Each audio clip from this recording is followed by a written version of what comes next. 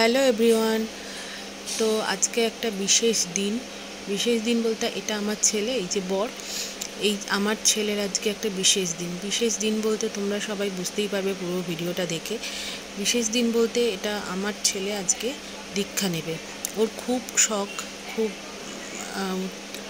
উৎসাহ যে আমি দীক্ষা নেব অনেক দিন ধরে বলছিল। তো আজকে ফাইনালি দীক্ষা নেবে ও আজকে।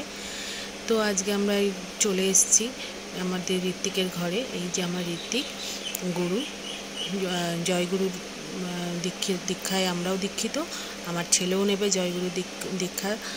তো আজকে দেখো আমার বর হচ্ছে কিছু কাগজপত্রের কাজ আছে, ওখানে কাজ করছে ও কাগজপত্রের, আর আমরা বসে আছি, আমি আর ছেলে বসে আছি। তো এই কাগজপত্র কাজ করে দীক্ষা ঘরে ঢুকে তারপরে আমরা ওকে দীক্ষা দেবো। এই যে দীক্ষাঘরটা খুব সুন্দর, খুব নিরিবিলি, খুব সুন্দর লাগে। এখানে বসে থাকতে ইচ্ছা করে, এত সুন্দর জায়গা। তো ঋত্বিক বসছেন এখন আমার ছেলেকেও বসালেন, বসিয়ে কী যা যা করণীয় উনি করছেন, যা যা মন্ত্র পড়ার উনি পড়বেন এখন সব কিছু। এখন আমার ছেলে মনোযোগ সহকারে দীক্ষা নিচ্ছে।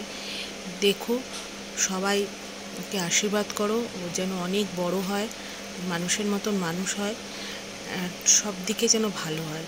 ও দীক্ষা নিচ্ছে, খুব মনোযোগ করে দীক্ষা নিয়ে ওর বাবাও একদম গুরু ইয়েতে বসে আছে। আমিও বসেছিলাম, আমার ভিডিও ক্লিপ করার কেউ ছিল না, তাই আমি পরে করেছি, ওরা আগে করেছে। ওকে সব বুঝিয়ে দিচ্ছে যে কী করে কী নিতে হয়, কি হয় না হয়। তারপরে দীক্ষা নেওয়া হয়ে গেল।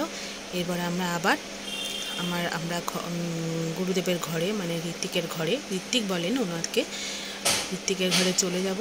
চলে গিয়ে আমরা প্রসাদ নেব, প্রসাদ নিয়ে আবার দেন বাড়ি চলে আসব।